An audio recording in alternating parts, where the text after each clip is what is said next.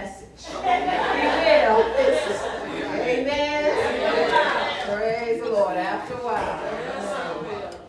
Praise God. Well, I rise first and foremost to give all honor, praise, adoration, glory, honor. It belongs to God. And without Him, we can do absolutely nothing.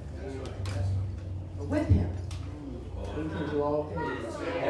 Standing on that word today. Amen. I'm going to take just a moment to thank my pastor for allowing me another opportunity to mount this sacred table. One more again. Please keep me in prayer. And I certainly want to thank my mom and my sister who surprised me making this road trip from Huntingtown, Maryland.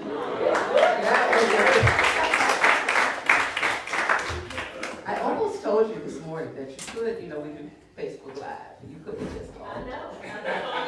Oh, you do? Oh, I was like, well, praise God. I appreciate, thank God for your support. And I thank God for each and every one of you. It's an honor to be a member and to serve in this part of the vineyard. Let's get right to it, shall we?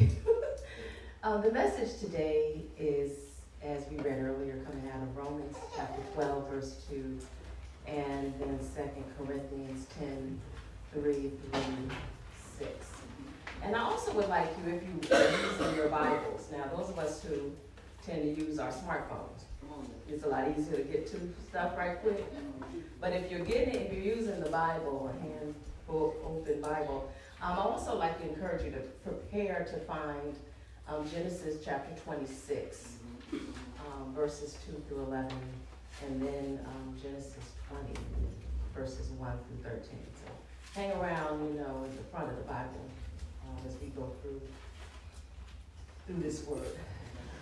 Let's open again for the word of prayer.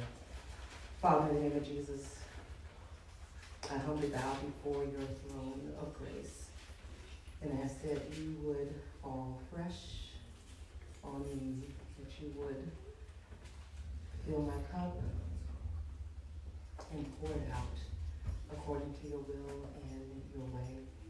I pray, Father, that you would allow the words of my mouth and the meditations of my heart to truly be completely acceptable to you. I pray, Father, that you would pierce every heart in the building, that you give us ears to hear and hearts to become doers of your word. In the name of Jesus, have your own way in this place today. Amen. Amen. Amen.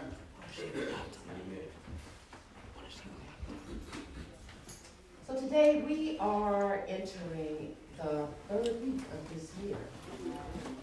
And I don't know about you, but I'm super excited about some of the new things that God is ushering into my life. And at the same time, I find myself trembling at the thought of walking into some of these new spaces and doing some of the new things that God is opening up to me. The fact of the matter is that so much of the time I spend between excitement and fear. In my life, they often walk hand in hand. Well, I don't know.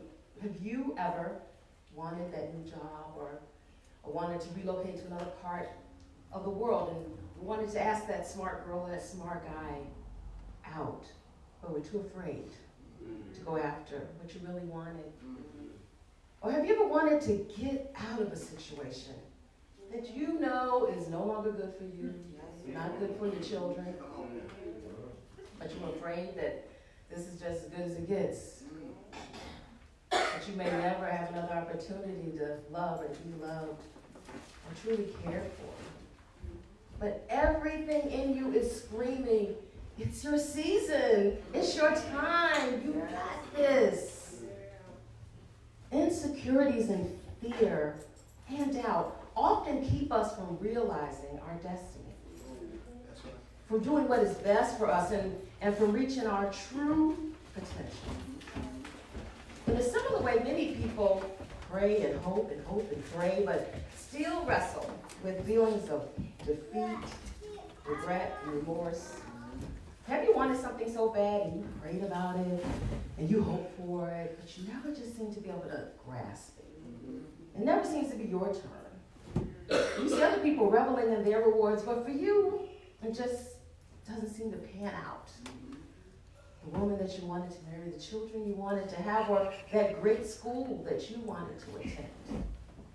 But the Word of God tells us in Psalms 84:11 that the Lord God is a sun and a shield. The Lord will give grace and glory, and no good thing will he withhold from those who walk uprightly.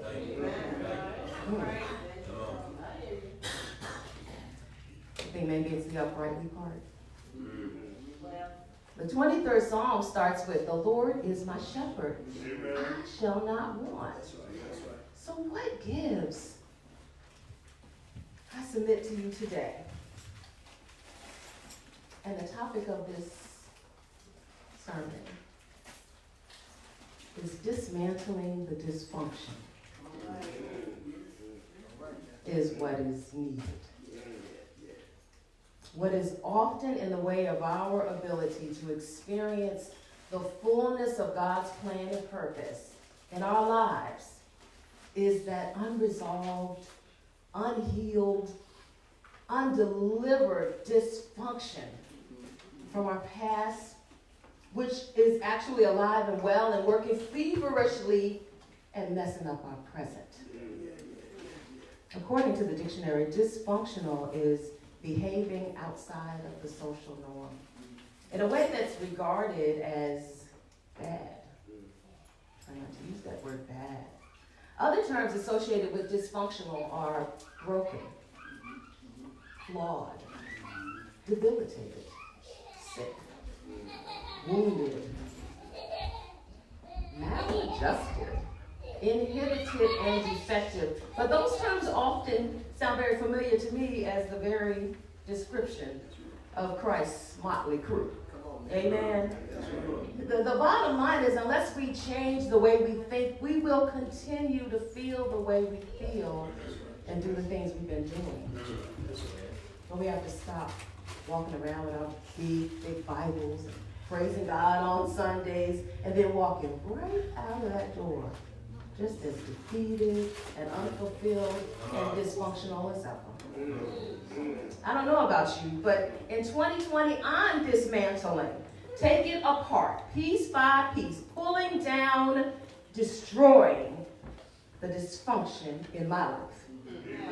I want to fully experience God's uninhibited blessings in my life. And I can't do that if I'm running around fearful, scared to make a move, as if I am a child unloved. That is not who I am.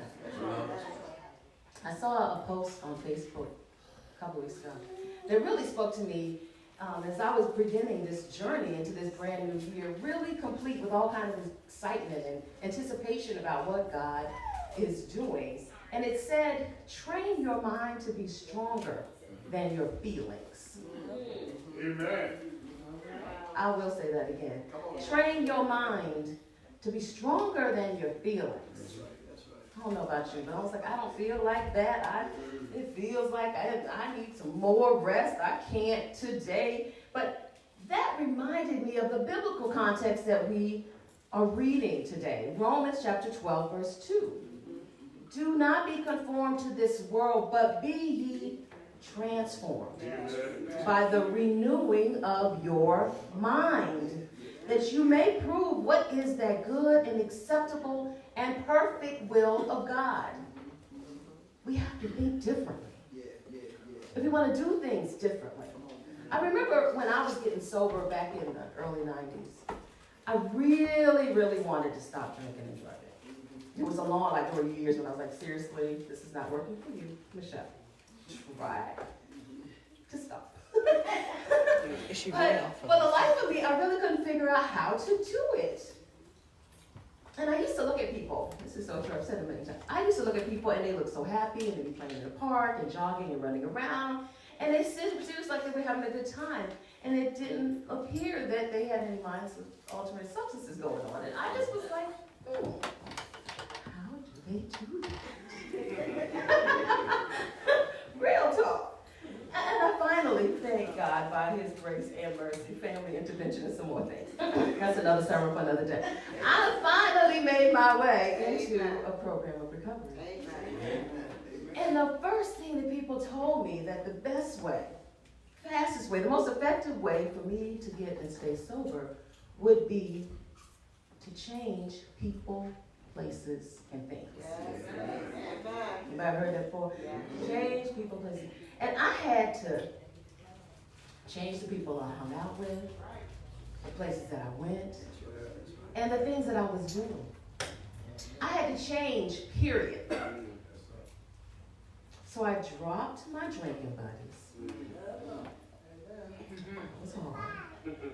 Then I started coming to church and started to do what the Word of God was telling me to do. And then, lo and behold, I began to experience this wonderful change in my life. What a concept. Following the Word of God. That's the first step, folks. Choose to think differently. It begins by making a conscious decision to renew your mind, change your mindset. And the only way to do that is to stand on the Word of God. You must hide His Word in your heart, that you might not sin against Him, as Psalms 119:11 tells us. When Satan met Christ in the wilderness to tempt Him, Jesus pulled out the sword, the Word of God, to defeat him against his taunts and his lies, against the deceptive suggestions that he kept hurling at Jesus. Man does not live by bread alone, but by every word that proceeds out of the mouth of God. You need to be able to say more than, the devil is a liar. When confronted by the enemy, saints, if you want to win this battle, you must use the Word of God. Amen. As I've been grappling with the blessings that God is bestowing in my life and flowing back and forth, sometimes really wildly between excitement and fear, I keep reminding myself, do not be conformed to this world, but be transformed by the renewing of your mind, Mickey. I have to train my mind to be stronger than my fears, than my doubts, stronger than my feelings. Listen, I don't care who you are, what your background is. I don't care what nationality you claim or what gender you identify with. It doesn't matter if you're young or if you're old. You could be rich or poor or anywhere in between. You could be a member that only warms the pew, or the deacon, and the trustee, or the pastor. Every single one of us has some dysfunctional thoughts and behaviors in our lives. Can we just say that out loud? Everybody. If you're not convinced of that, ask your spouse. Or your children. Children will tell you. Ask your children. Or your mom. She'll tell you. Ask your best friend. I promise you, you do. But once you accept that, don't stop there, as we too often do. Often we're just like, okay, fine. I have a problem, so do you. Whatever. And we just go on with the same old defeated, sad sack foolishness. Beloved, don't stop there. Amen. God has already obtained your victory. Amen. He drove that rugged cross all the way up Calvary's hill to be nailed to that same cross with all of your sins, with all of my sins. He hung, bled, and died for every single one of us. Then he canceled death for eternity when he got up. Beloved, understand understand that redemption, true redemption, new life, is accomplished only through death. We must die to self, to all our past sins, all our regrets, all our pains, all the trauma, in order to rise into the newness of life.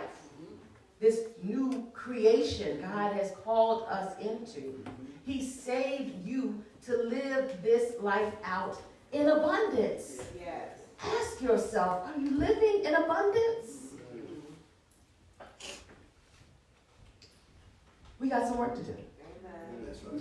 We have to be co-laborers with Christ in this walk, family.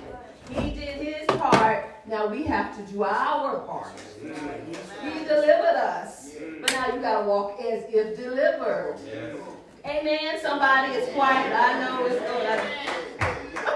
Y'all might have to sing that song again. I know. I would love to tell you that this is easy. It's not. I'd love to tell you lots of people have done it. Too many haven't. I'd like to tell you that it's not a struggle. But the truth is, it is. It's a challenge to take that next step. But we need to take it. It will require some struggle. Most people don't want to do the work that it takes to be free. Come on, somebody. Nevertheless, today God called me to stand behind this sacred desk, to tell you that it is time for you to dismantle the dysfunction in your lives. In order to start dismantling the dysfunction in our lives, we need to secure our weapons of warfare. Understand that this absolutely requires you to war for your liberty. In 2 Corinthians chapter 10, verses 3 through 5, Paul is pleading to the congregation at Corinth. They are a motley crew. They've been going through a lot of things. He's hearing about them in the streets, and what he's hearing isn't good. And today, can I tell you that I am standing here, pleading with my Piney Branch family to understand and apply this word for your life. For though we walk in the flesh, we do not war after the flesh. For the weapons of our warfare are not carnal, but mighty through God to the pulling down of strongholds, casting down imaginations and every high thing that exalteth itself against the knowledge of God, and bringing into captivity every thought.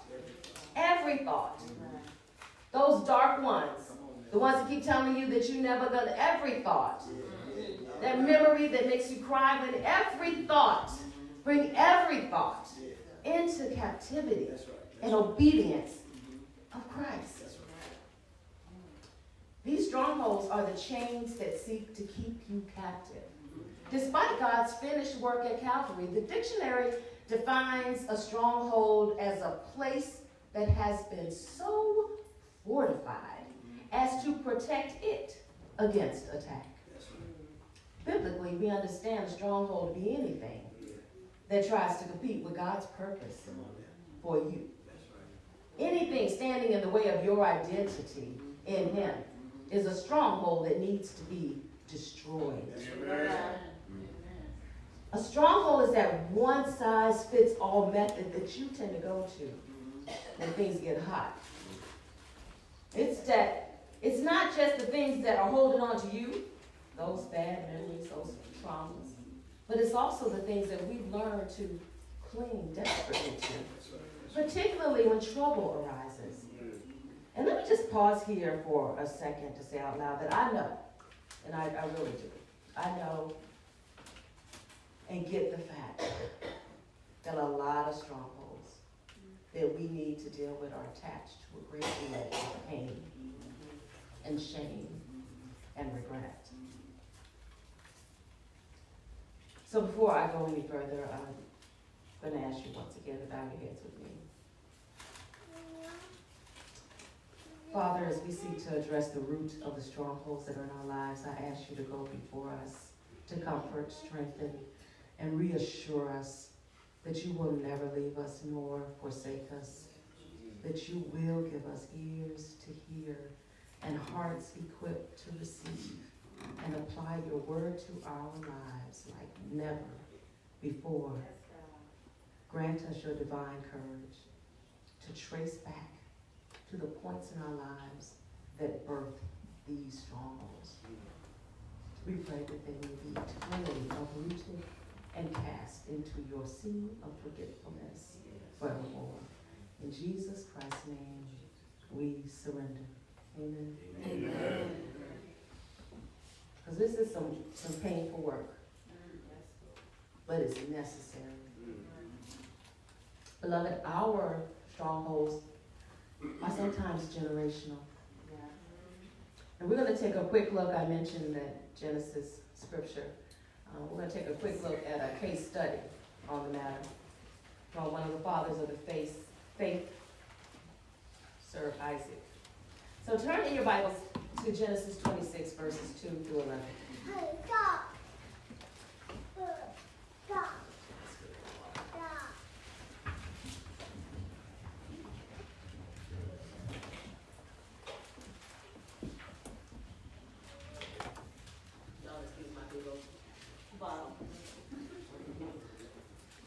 Okay.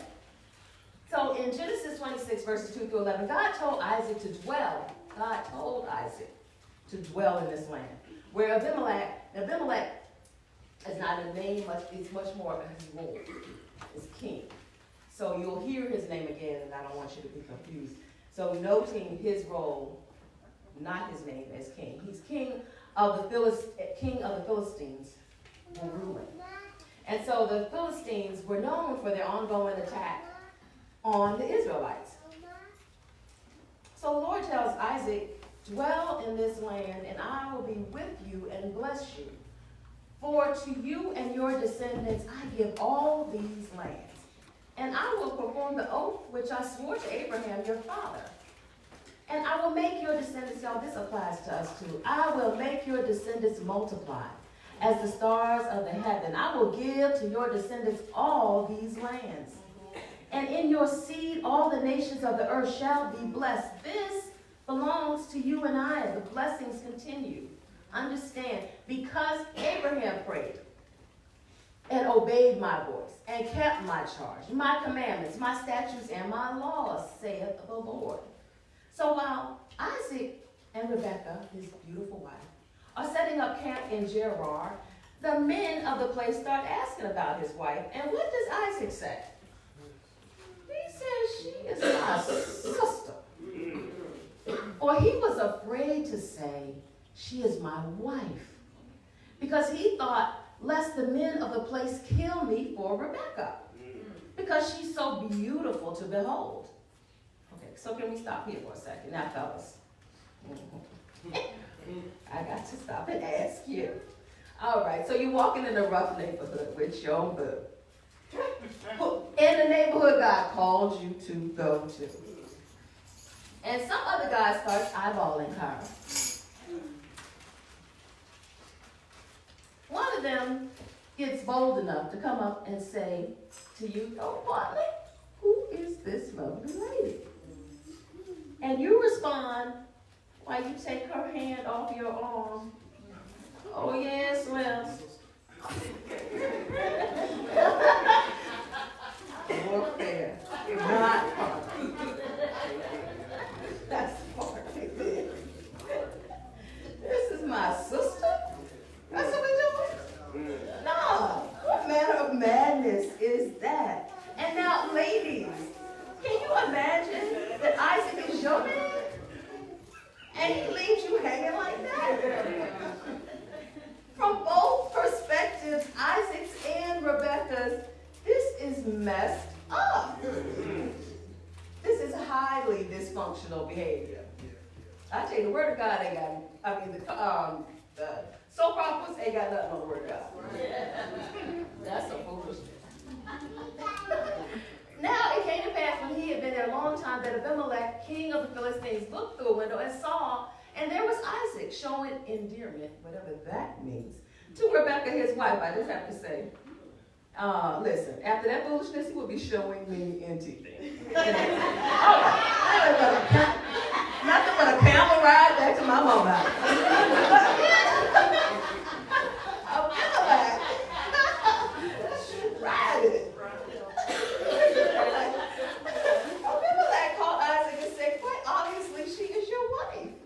So how could you say she's your sister? And Isaac said to him, because I said, lest I die on account of her. Foolishness.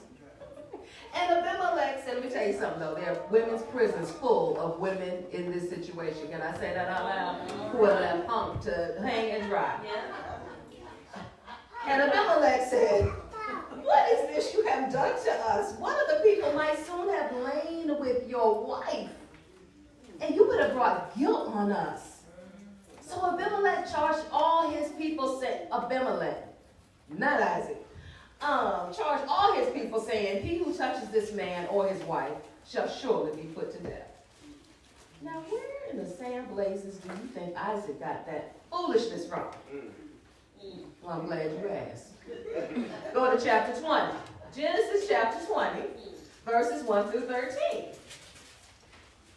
And it reads, and Abraham, his daddy, journeyed from there to the south and dwelt between Kadesh and Shur and stayed in Gerar. Now Abraham said of Sarah his wife, she is my sister. And Abimelech, king of Gerar, sent and took Sarah. But God. Anybody ever had a but God in your life? But God stood in at a time when my foolish decision would have had me done. But God kept me out of many a trouble in my day. So thank God for Jesus. But God came to Abimelech in a dream by night and said to him, indeed you are a dead man because of the woman whom you have taken. For she is a man's wife. But Abimelech had not come near her. And he said, Lord, you will slay a righteous nation also? Did he not say to me, she is my sister? And she even herself said, he is my brother. In the integrity of my heart and innocence of my hands, I have done this. And God said to him in a dream, yes, I know that you did this in the integrity of your heart. For just so you know, I also withheld you from sinning against me. Therefore, I did not let you touch her. Thank God for Jesus. Now, therefore, restore the man's wife, for he is a prophet. He is a prophet. That's what this says. It's my sister. He is a prophet. And he will pray for you, and you shall live. But if you do not restore her, know that you shall surely die. You and all who are yours. That's a threat fighting right there. I don't know how beautiful she is, but I bet you he stepped off of Sarah that night. So Abimelech rose early in the morning, called all his servants, and told all these things in their hearing. And the men were very much afraid. And Abimelech called Abraham and said to him, what have you done to us? How have I offended you that you brought on me, on this kingdom, this great sin? And so you can read on through. But God. So will God protect you in the midst of your mess? Yes, He will. But can you live defeated in God? Oh, yes, you absolutely can. Should you continue in that foolishness? God forbid. Absolutely not. Generational strongholds. We have to take a long, hard, brave look at ourselves, at our inner circle, in our past. Let a man examine himself, and so let him eat of the bread and drink of the cup. That's just not for communion's family. Amen. For if we would judge ourselves, we would not be judged. That's 1 Corinthians 11, 28 and 31. Fear. Does it paralyze you into non-action? Do you hide behind others to save yourself? Do you fall back to deception when trouble rises? You ever wonder why it is that he or she is such a liar? It's always been their way out of trouble. It's what they've always done. It's what they were taught. When we get under too much pressure, do we lie? Do we do it to make ourselves look better? To make people think we're doing more or have more of a greater reputation than we are? It's generational sin. Sometimes generational strongholds show up as crutches. Does your family tend to turn to substances instead of God? Are you familiar with these phrases? The apple doesn't fall from the tree. He's a chip off the old block. What about these things? Gotta buy this, I gotta have that. Always chasing more and more stuff. Instead of looking for closer relationships with your family or with God. Don't break my stuff, don't touch my stuff. Do you idolize your stuff? Where did that come from? Having too much or suffering too much lack as a child? How about gluttony? Lord have mercy. Was there historically more on the table than was needed? Did you grow up with somebody shoveling food in your mouth? Have some more, have some more. And now everybody in the family is battling obesity or some other eating disorder. This is because food had a place in your family that it shouldn't have had. Selfishness, where did that start? We only have enough of the people in this house. Don't try to help nobody else. Stop bringing people home thinking we can feed everybody. We don't serve anyone. I can only take care of me. Generational strongholds. Your strongholds may show up more often in your style of communication, particularly when you're in conflict. Are you an extrovert? Most extroverts, I never consider myself an extrovert. This definitely applies to me. Most extroverts tend to want to fight it out. You want to do it here? You want to take it outside? Go battle the bit. Do you like to fight with your fist or with your words?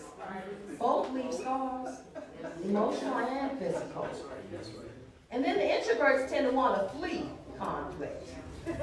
Instead of fight, they go to flight. I'm out of here. They shut down, have few words, leave people thinking that they don't care nothing about them, totally rejected and completely unimportant. Many of us grew up with both of these traits in our parents. You know opposites attract. Mom may have been more passive and dad more outspoken, or the other way around. Mom always wanted to argue and throw stuff while dad was low-key and wanted to let it blow over. Just let the storm pass. Have you seen that storm? Either way, it may be showing up as a stronghold in you today. Let me just clarify this point. At different times, different approaches really can be helpful and a healthy way to address conflict. The stronghold shows up when it is the only way, when it's always the method that is taken to address conflict. There are times when you should pause and table the discussion in order to take time out, get godly counsel, or cool off. And then there are times when you need to address something that's going on right then to avoid procrastination and making a decision. Are you controlling? Does it always have to be your way or the highway? Are you overly possessive? Do you smother people for attention? Are you bitter? Often very critical of other people. Preachers and Christians in general have to be careful here. Proverbs 15:1 reminds us that a soft answer turns away wrath.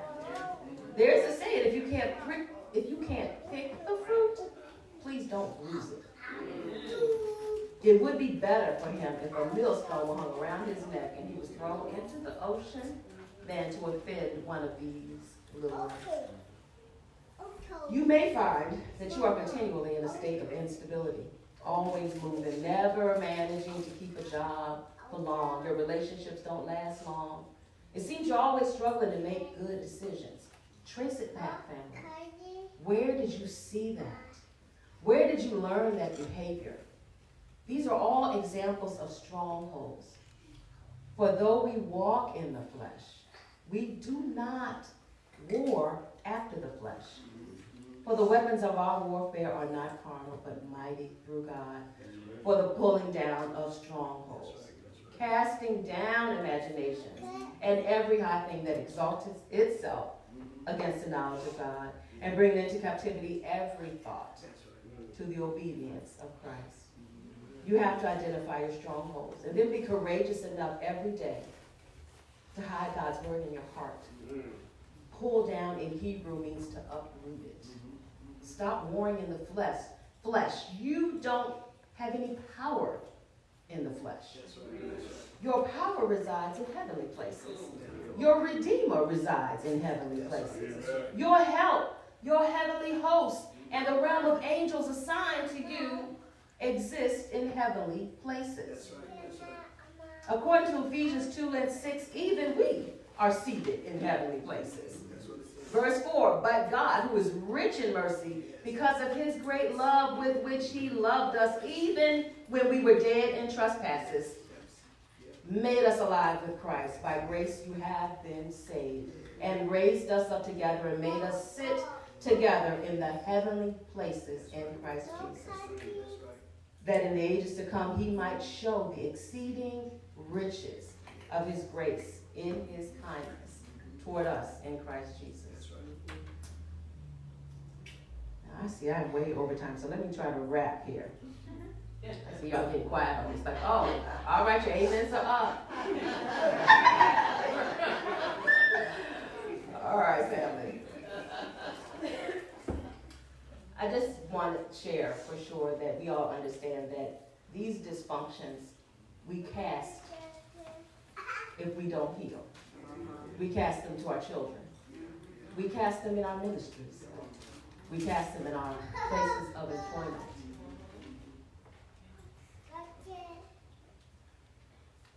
So as we rise,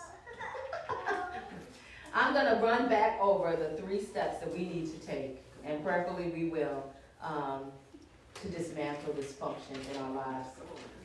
Come on, get up. First, choose to think differently. Hide his word in your heart.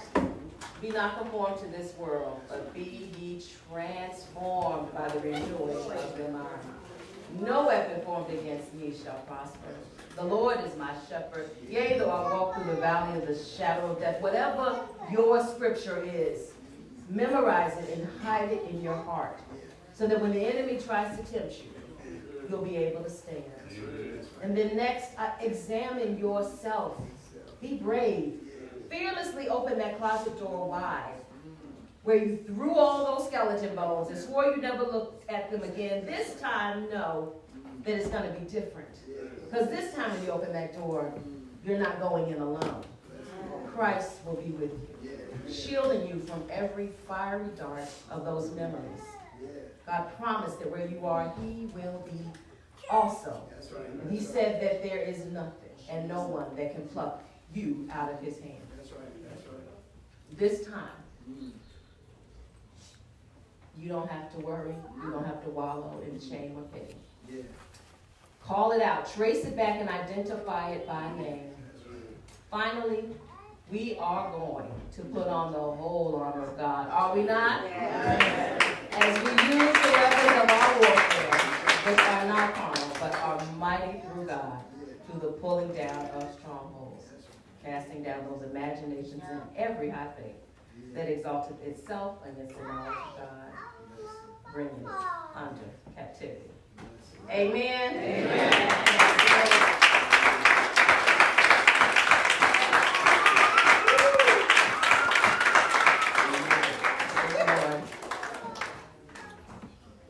So now, family, I hope that something was said that ministered to your heart. And I pray today that as we open the doors of the church, that we start to consider that area in our heart that we need to shine the light of God's love into, that we might be healed and really made free. Now, I would never presume anyone's spiritual condition, and I hope you don't presume nothing about mine. It's any given day. Ooh, I solicit prayer regularly. But if you are here this morning and have not yet accepted Jesus Christ as your personal Savior, if you do not know about that amazing love that he will wrap you in, how he'll comfort you through every storm, how he will bring you out of that dark place and into his marvelous light, if you do not yet know Jesus Christ as your personal Savior, please come forward. It's just a prayer away. from eternity. Amen. And if you're here this morning, this afternoon, and you do not have a church home, and you like to come hang out with us fun folks here at Conference, good people, lots of good people, lots of good families up in here. Come on down, your hand to the preacher, your heart to the Lord, and let him use you. And finally, as we all make our way